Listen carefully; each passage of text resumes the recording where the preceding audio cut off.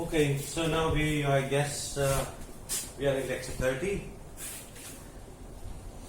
I hope I'm right. And we will make this as the last slide on sedimentary rock.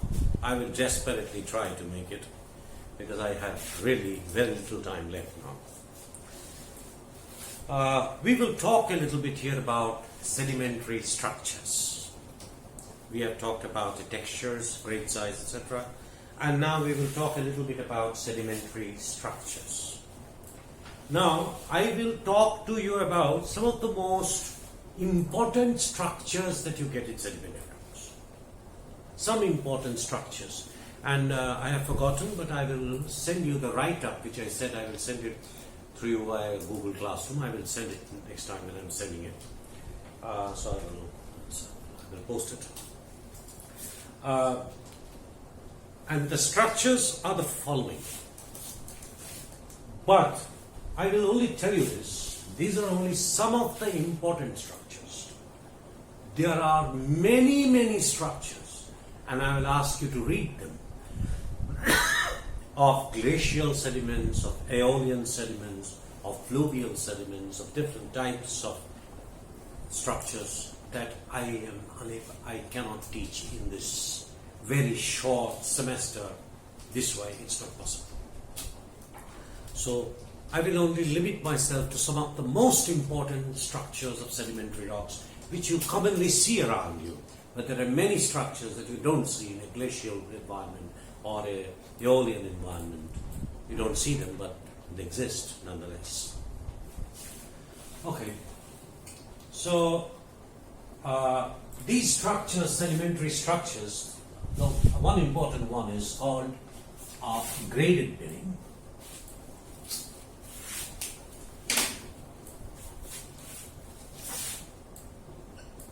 It's called a graded bedding.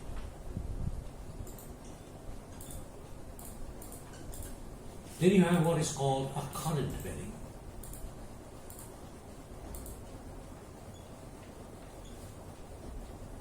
The most important structures, of course, of sedimentary rock is bedding. Yeah. Then graded bedding, current bedding, ripple marks, dunes, anti-dunes, mud cracks. These are among the more common ones that you often see. But there are many, many more structures in sedimentary rocks which helps you to identify different things. Now, first we will talk about bedding plane. Now, bedding plane is a in sedimentary rocks there is a layering. You will commonly you will see a layering. That layering you can see there are fine-grained small mineralogical variations that occur because sediments, when transported and deposited, they deposit according to their grain size, density differences. So there are minor variations, mineralogical variations. Sometimes there are size variation, and this bedding plate is more or less planar in arrangement. So they are normally thin and extending to other surfaces. So these are called bedding planes of sedimentary rocks. These are very different from foliation planes of metamorphic rocks. They are very, very different. We'll come to that later. But these are called the bedding planes. Now, graded bedding is a particular feature of a sedimentary rock, and they have very diverse ways in which graded bedding occurs. Let me give you an example. Say, for example, I take a geologic section. This is top and this is bottom. So this is top and this is bottom. So you can have a texture like this. The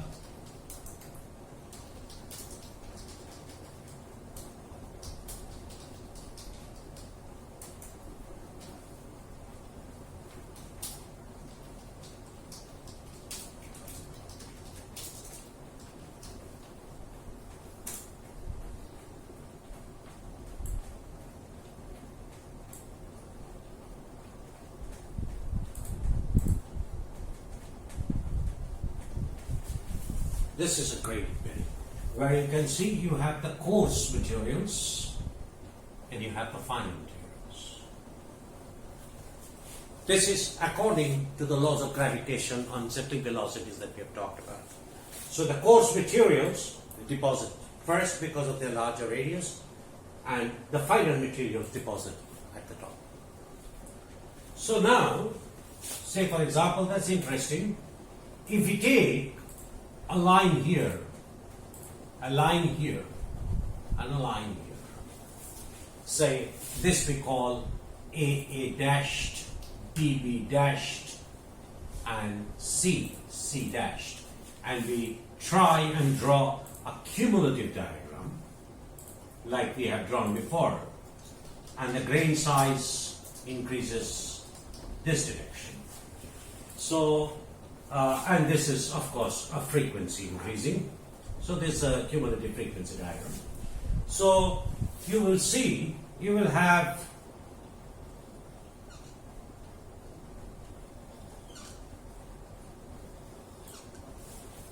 three lines like this.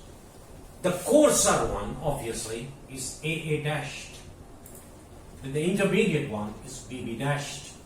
And this is CC dashed.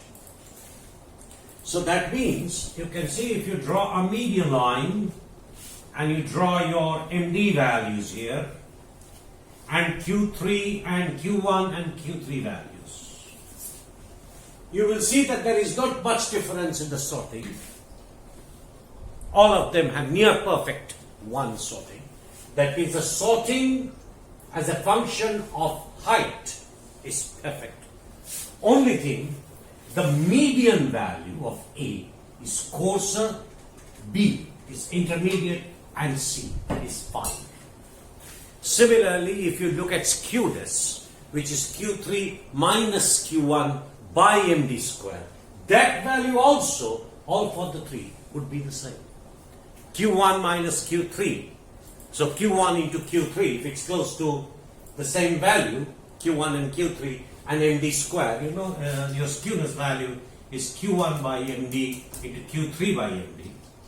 So if this is the type of the graphs, then your Q1 MD is equal to 1, Q3 by MD is equal to 1, so a value very close to 1. That means all of them have the same type of symmetry. They have the same type of symmetry, the same type of sorting, all extremely well sorted, but the grain size decreases from bottom upwards. Right? And also, if you calculate, you will see the pickedness, or which is called the kurtosis, which is Q3 minus Q1 by P2 into P90 minus P10. That value also remains the same. So, that is an important way of seeing the sediment. Now, in the sediment, if you look more carefully, you will see that all these clasts that you see are well-rounded. Well-rounded. They are all very well-rounded, and they have also, I don't know whether you have read it, they are also very spherical in shape. That means they approach a sphere, and their margins are also rounded like a sphere. That's the difference between rounding and sphericity. They're very similar. So now, if you look at this graded bedding, this is graded bedding, graded according to size. So these are the different bedding planes according to size. So if you now start and think, okay, how did the sediment form? So obviously, this sediment was collected in a depositional basin. It must have been collected in a depositional basin. So if we imagine the depositional basin, so you can imagine that your sediments were deposited here, they were brought here, and then it was deposited. So such perfect sorting, how can it happen? What are the different possibilities? One thing is, if they are so well rounded, then they must have been transported over a long distance. Whether it is in the beach or whether it's in the long river, they have been very well sorted. Right? because they are very well rounded and are very spherical in shape. So they have had a long range of transport. And then they have been deposited with perfect sorting. What would this mean?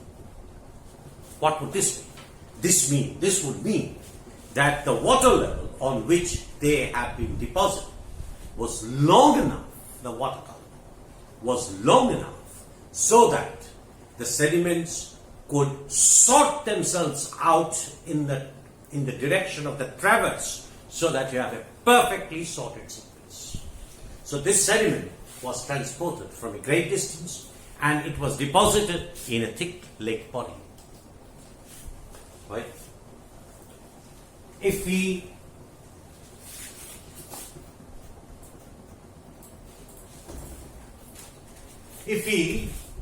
instead of this, for example, if we draw this diagram now,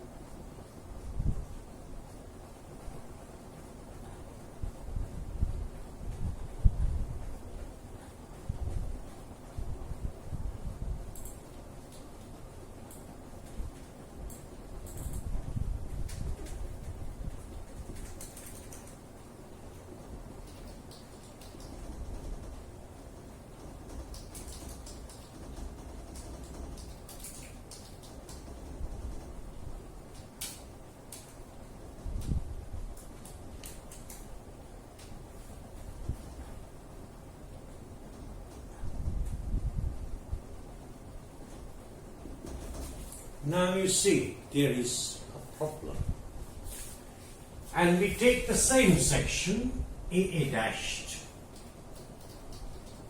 and then we take the section BB dashed, and then we take the section CC dashed, and we try to see what has happened.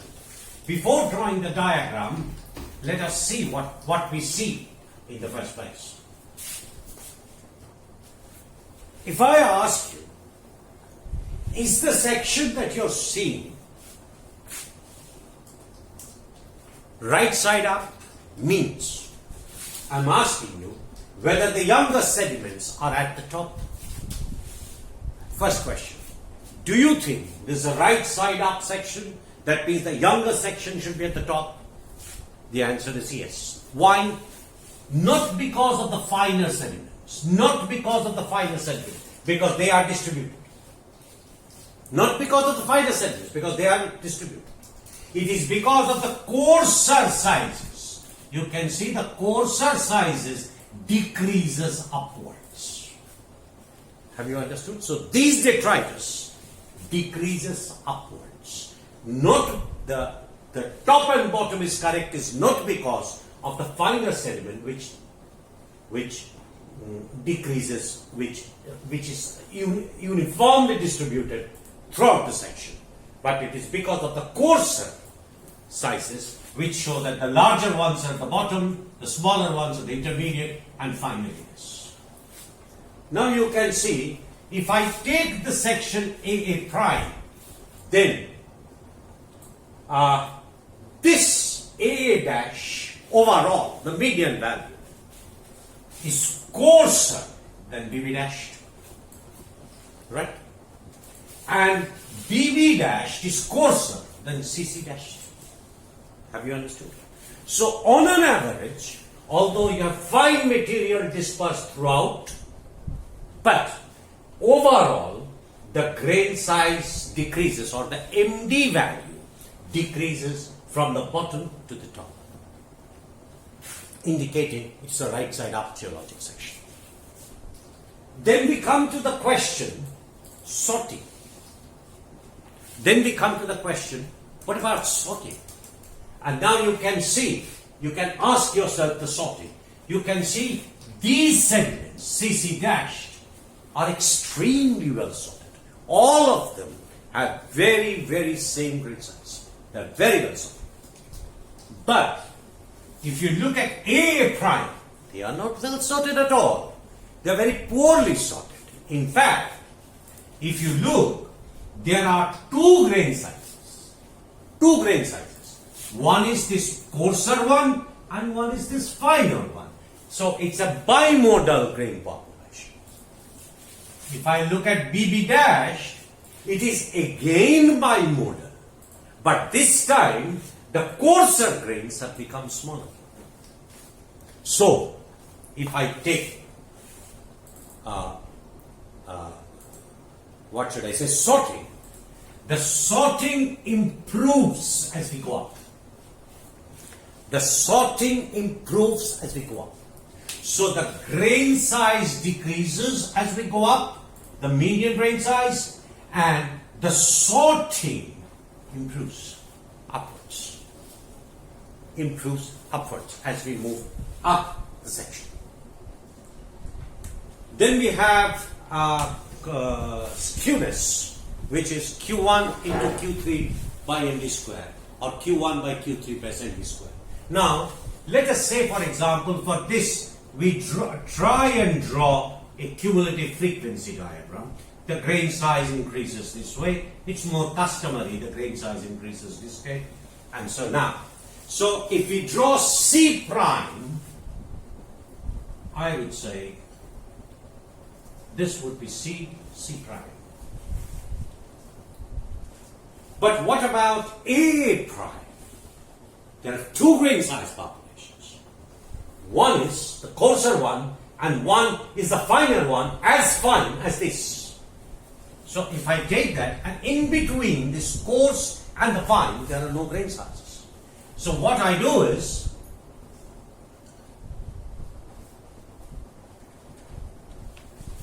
this is my A dash, right? And where is my BB dashed? You can see BB dashed, of course, it starts with, it also has a bimodal population, closely bimodal population, or maybe there are variations, it's slightly bigger, this is smaller, this is the smallest, so, but overall size has to be smaller. So we can say that we can, something like that is my B dash. Why the horizontal thing is not there? Why the horizontal thing is not there? Because of the different sizes. I have drawn it as continuously increasing, but ends up here with the same size. But the fraction of it should be smaller. So CC prime, as you can see, and now we draw the 50th percentile, the 25 percentile, and then the 30 percentile, and 75 percentile. So this is frequency. So this is Q3, P50, and Q1. So you can see your MD value as predicted, these MD values have changed. As you go up, your MD value has gone to finer sizes. Your sorting index, which is root over Q3 by Q1, you can see this has a very large difference in Q3 by Q1. So the sorting has improved from AA dash to CC dash. And you can see that your the skewness, or the skewness that you see, Q1 into Q3 by MD square, that value has also improved.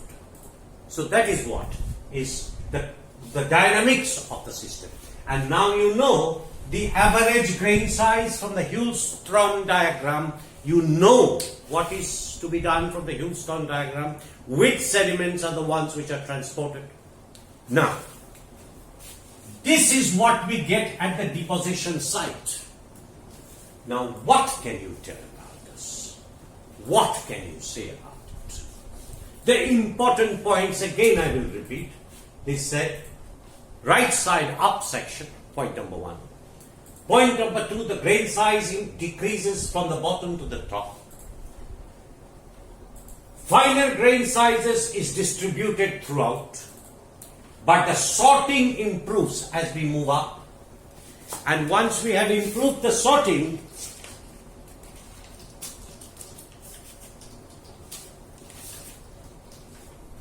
the skewness, Q1 into Q3 by MD square, that also improves as we move up. So the skewness improves, the sorting improves, the grain size decreases, and all the grains here are more or less circular in shape.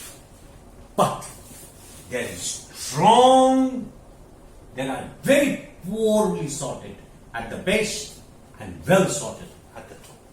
How will this happen? Let's assume, say for example, let's assume the same sediments have come from one river system, one river, not multiple rivers, one river system. Let's say if I give you this information that the sediments have come from one river system and are deposited in a particular basin. So there were not multiple sources coming in, but one source coming in.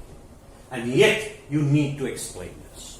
Then the first point that you say, the very good roundness and sphericity of the grain would suggest that the sediments were transported over long distances, but at the same time, the whole range of sediments were transported. Whole range of sizes were transported. This is one possibility. That the whole range and size was transported. And all the variations that you see, please remember, let's say it comes from one river. Let's not get confused here. Let's start from one river. So the river has come. So one possibility is that all these sediments of different sizes was carried by the river. Right? And then all the variations that you get here is because of the dynamics of the environment depositional source. Why the poor sorting? Why the poor sorting? Why do you have fine and coarse material altogether? It is because in the basin, they did not have the possibility of sorting themselves nicely as this one. But they were more or less done. So the water level that you had,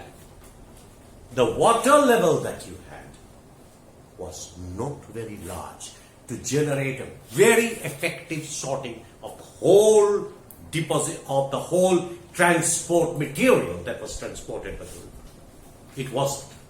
So the length of the water in the depositional zone was small. But the transport has been over a long distance. And how, the other question, this is one way of discussing it. The second way of discussing it could be that, okay, I have said the top Younging direction is towards this. It is also possible, assuming one river assumption, that this sedimentation represents, say for example, just to give you an example, this sediment was brought early during the monsoon when the stream was flowing with a lot of water, so the stream velocity was very high, so it could carry these sediments. And after monsoon, as the sediment slowly lost its strength, so it left off, Houston diagram, remember, that it left off the larger or the heavier sediments behind and deposited these slowly in the river. So essentially, this represents the depositional characteristics of the river during the summer. So this was 1 year cycle. That this was deposited in the monsoon, this was deposited sometime later when the stream power had decreased, and this one is a one where during the summer the stream power were very small and only small amounts of sediments could be transported. Thin amount of sediments could be transported. But then you come to this very intriguing question. Fine. This could also explain this, but why this fine-grained material and the coarse-grained material, how did they do? If it was a yearly variation, if this represented a yearly variation, how do you have this two population sites? How do you have it? You can't have it. You can't have it because the river has a particular velocity of flow. So it's carrying some materials. So the finer materials would draw it, or because of the velocity profile, some of the materials were eroded. So the one possibility could be that this was not deposited on an annual basis, but it was deposited in a depositional basis with a short water length. That is the more likely scenario than this being an yearly variation of the materials. Yearly variation of the materials. That this must have been deposited a little in a small water column. And this one was deposited where the water column was very, very low, so that there was perfect sorting. So that is how these become very important. Another possibility, for example, one could discuss before we move on to other things.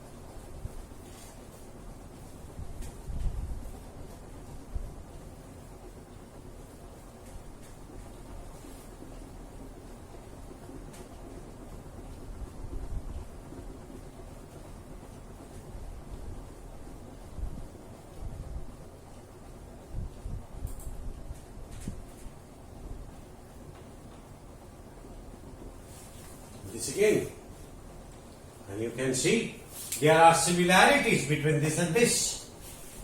There are very good similarities between this and this, that the grain size generally decreases upwards, the sorting improves upwards, the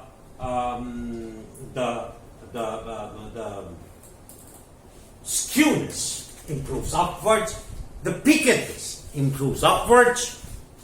But there is a major difference. The major difference is of these. These are like that, as opposed to these ones, which are like that. Now, this would mean what? That transport has not been known. Because although there are two things. One is, say for example, if you take this particle is approaching that of a sphere. Have you understood? It is approaching that of a sphere. But if you look at these points, you see the sharp edges. The sharp edges are not well rounded. The sharp edges are not well rounded. So they are not perfectly spherical, but approaching a sphere. And at the same time, this roundness of them is very poor because they have very high angle, very sharp roundness. Very sharp, that means very, very poorly rounded sediments and very poorly, and the sphericity is poor. That means these sediments have not been transported of the long distances. That means the source and the deposition site, they were not very far away. They were not very far away. So, but again, so where could it deposit? The source and the deposition site is very close.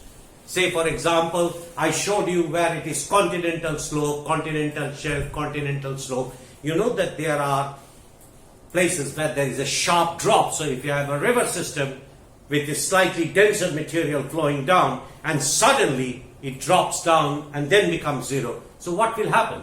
A river moving very fast will suddenly find itself having a very gentle slope. So what it will do is it will drop down, the velocity will decrease dramatically and it will drop down most of the sediment. But if the water level is not very long, because the sediment, say for example, this is how it goes: slope, shelf. Remember intertidal zones and all that, and then you have the abyssal plain. And here you get as the dropping, as the sediments drop in and then become slope. So what happens? They are deposited here. So although the water column is very long, since the sediments don't drop from here, then it would have got well sorted.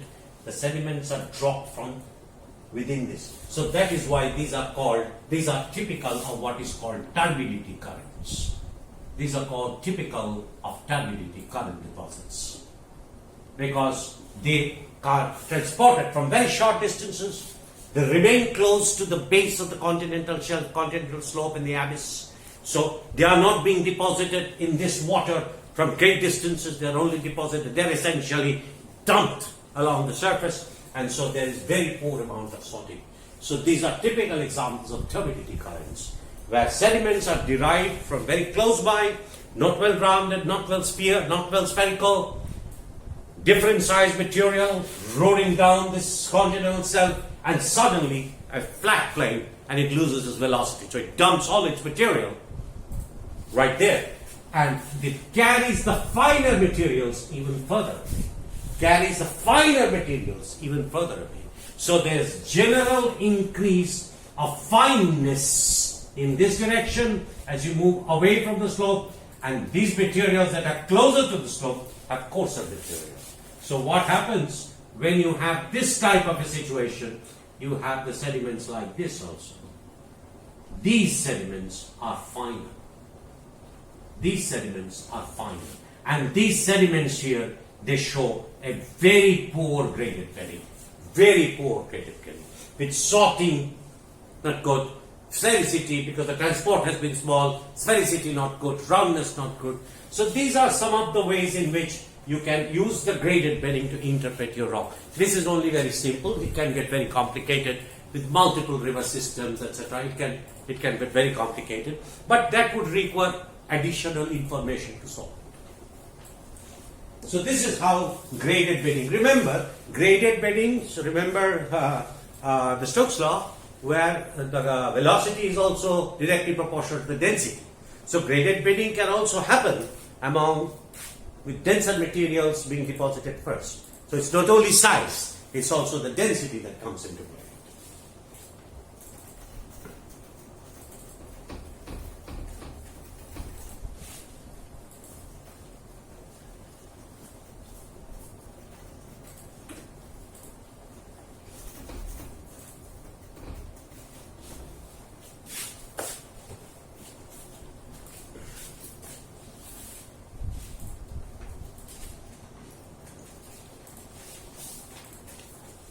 So then what we have is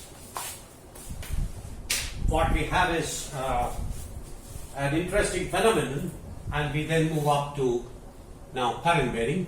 This is done with graded bedding, and then we have current bedding. Now in this case you have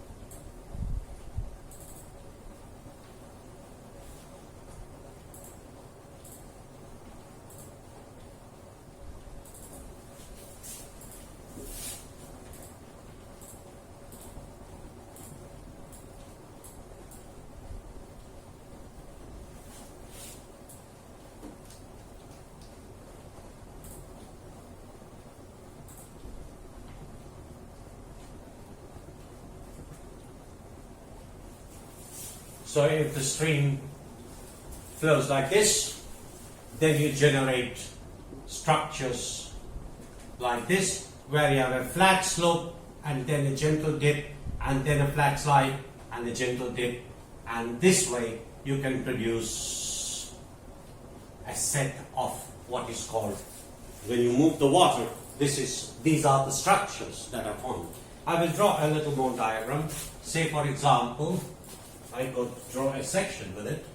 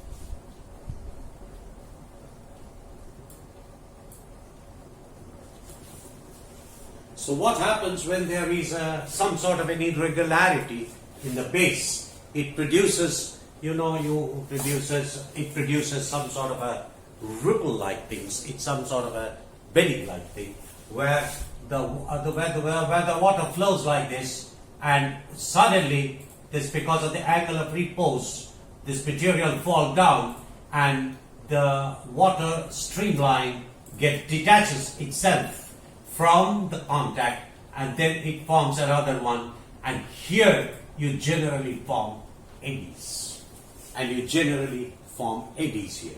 So what happens as the water flows down? So what happens? This material starts to move in the direction of the water. This material starts to move in the direction of water, and you produce what is called current bedding. So in this part, as you move, what will happen? You will erode this part and more material will be deposited here.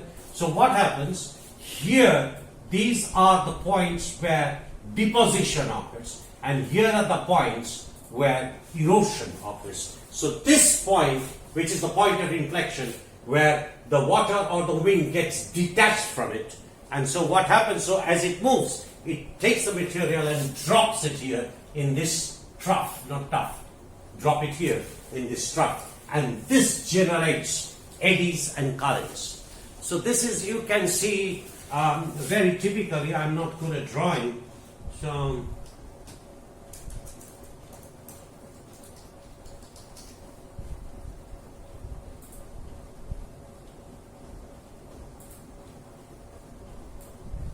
you can see the sand dunes, for example. You might have seen some of the sand dunes. There are different types of sand dunes. They are called barkhans. There are different types of sand dunes, many different types of sand dunes. So when the sand is there, this material is transported here. This is the stoff side, and when it comes here, then the sediment deposits, and they drop down in this way, and the air column moves off, because then it has to get detached from this point and this way. So what happens? These sand dunes keep on moving, and they generate this type of structures, where this part is where deposition occurs, and this part is where erosion occurs, as the water or the air, it takes off. So you have a depositional plane and you have an erosional plane. So if we take this together, you will get wonderful photographs. You will see wonderful photographs of this and very good explanations on this material. So what you get somehow is, this is what you get essentially.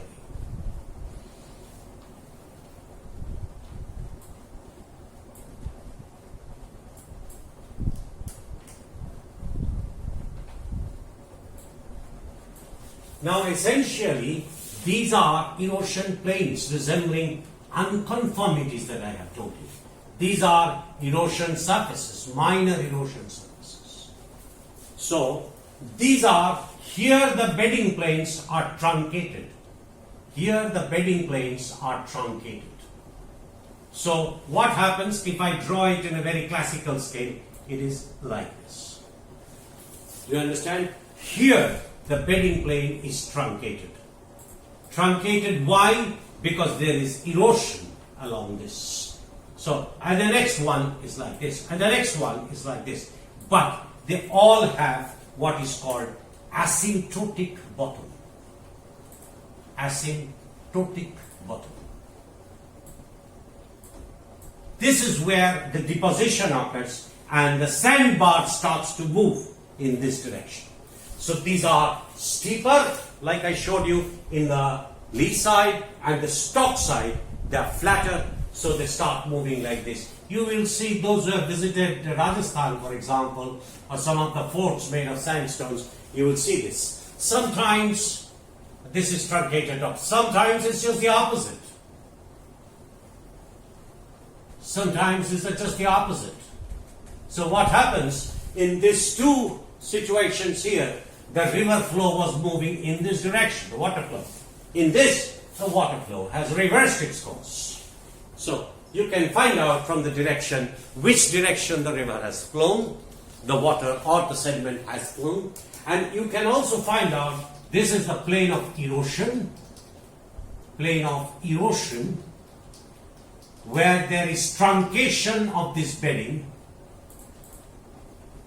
and this is the plane of deposition. This is the plane of deposition and asymptotic bottoms. Asymptotic bottom. And this is another way by which you can find out the top and the bottom of beds. You cannot reverse it. The top and the bottom of beds, this is how you can find out. So the truncated plane of erosion, the truncated top, it's called the truncated top and the asymptotic bottom. The asymptote indicates the bottom and the truncation indicates the top because the zone of erosion. So this is how current bedding looks like. Sometimes current beddings also look like this.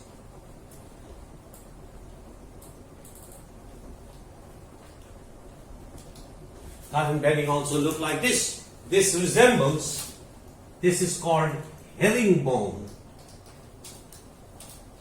Herringbone cross stratification. Herringbone cross stratification. This likes when you eat a fish, for example, herring fish, they have the bones like this.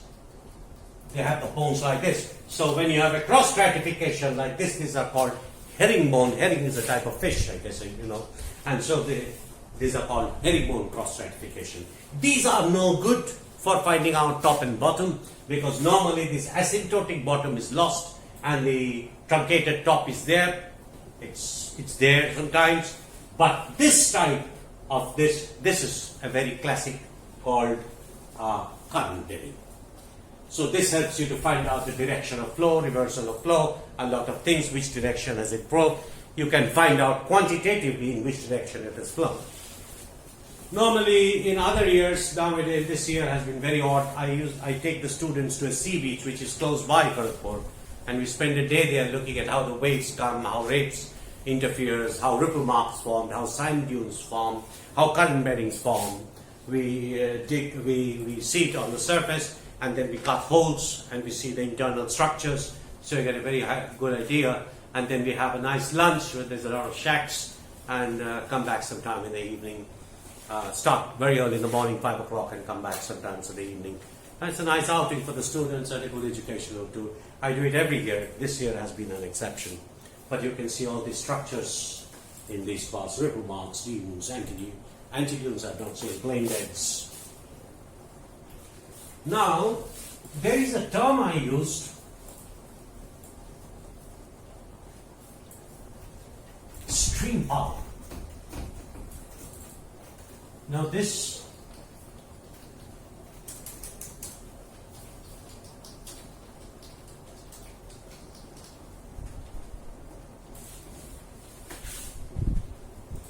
So we have finished the bedding plane, the credit bedding and the current bedding.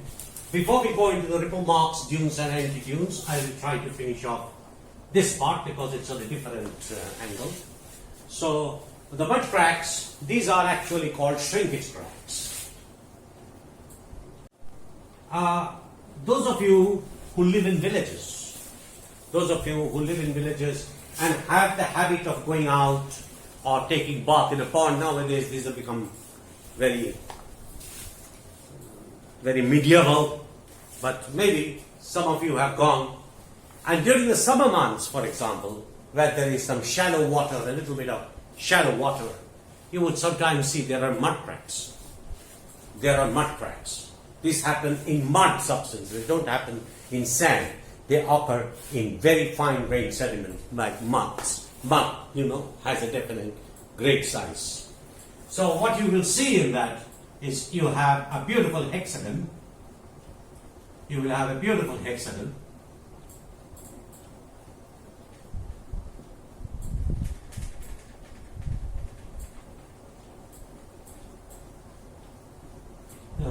Something like that.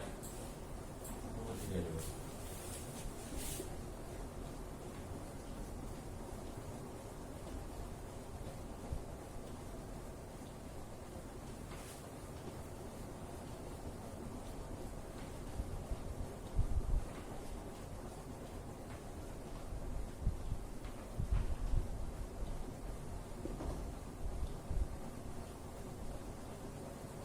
Something like that. My drawing is.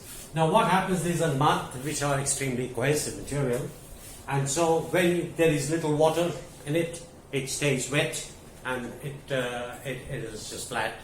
But when there is a hot sun and there is a little water with a hot sun, so it dries up the water, and then there is a crack of shrinkages, and so what happens? The materials are drawn into this orientation because of the mud cracks. So what happens on the surface? You develop hexagonal shrinkage cracks. Hexagonal shrinkage cracks. And these materials here, you can see these cracks all over the place. All over the place you see these cracks wherever the water was. So you produce hexagonal mud, and this is not the end of it. In this cracks which you see from the top, if you look at the middle part, then this crack is like this. This crack is like this. Inside, the crack is a little depressed. But as the shrinkage cracks, this was continuous. So once it leaves it, the water level part curves, warps a bit. So it just warps a bit. And so this is a very important point, because when it warps, that means it warps in the direction of the sun. So that means this is top. You cannot have it in the reverse way, because the sun is at the top. When the shrinkage caps we have, you still have water at the center a little bit, so it's still a little moist, but where the margins are, where the shrinkage cracks are, they are heated more, so they are drawn up and towards each other, whereas the central part is still a little wet, and so it's baked. So that is why if you look at the section of it, then the shrinkage crack looks like this, with the central part depressed and the outer part warped up. Now this warping up is to the top of the sun. So you get this current bedding, graded bedding, shrinkage cracks. When you get them, you can find out the top and the bottom of the sedimentary succession. You can find out the top and the bottom of a sedimentary succession. Now I will just give you a diagram, and I will give you the place where you can look for it. You can also look up the internet, the dunes, sand dunes, and mud cracks. And this I will just tell you a little bit, and you can read it up.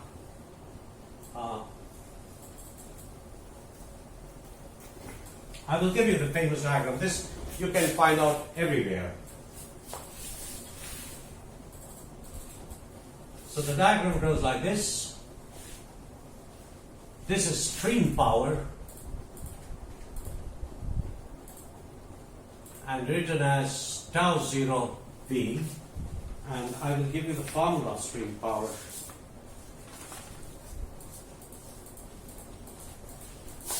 Just 1 minute. Yes, stream power. Yeah, this stream power, this is given by the formula rho into G into S.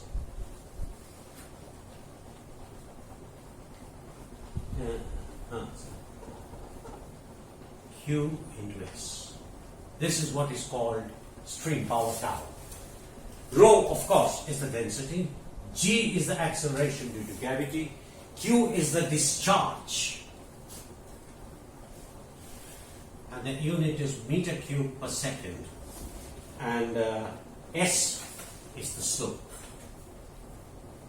So this is what stream power is. Stream power is, the amount is a direct multiplication of rho G QS, where S is the slope, the increase of the slope, the stream power increases. If you have higher discharge, the stream power increases. If you have higher density material, the stream power increases. And this is the acceleration due to gravity. So the stream power is rho into G into Q into S, and this is called the stream power. So if I plot the stream power,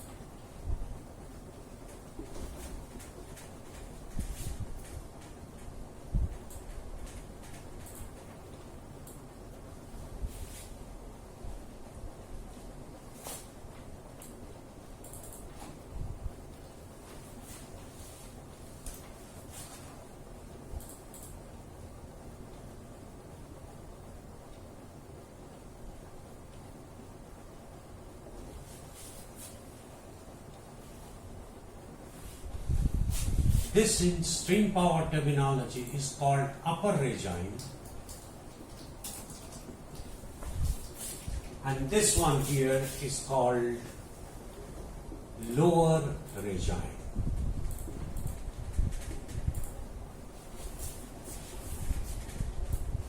In here, so this is for this size, this is called small ripples. These are small ripples. These are plane beds.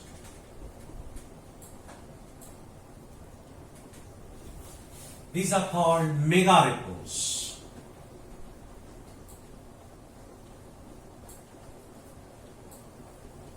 These are called plane beds.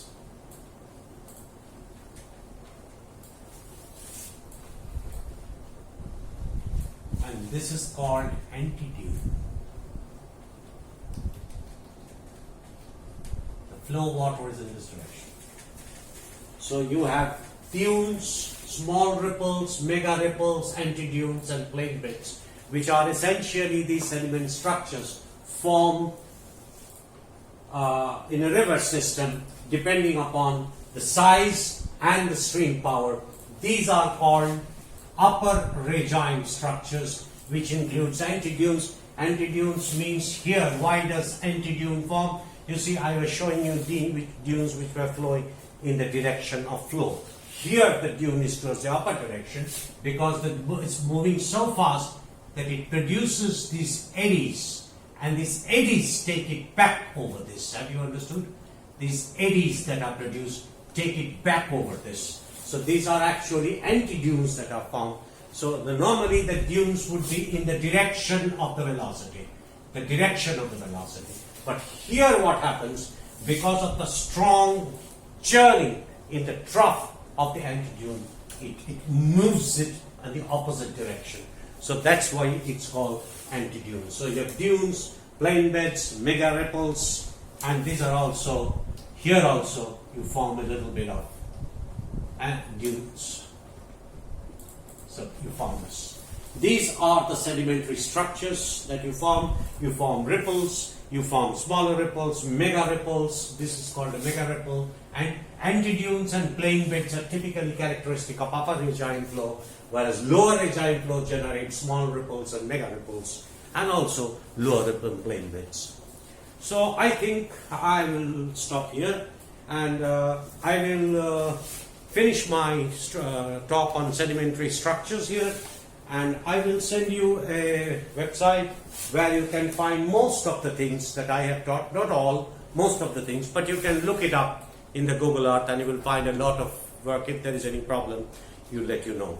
Now, just to remind you that it seems the semester ends on the 19th and we should have our exams before. So what I will try and do is finish the classes on, say, around 15th, and then between 17th, 18th, 19th, I will take the exam, but I will discuss with you in a couple of days and then we can fix the date.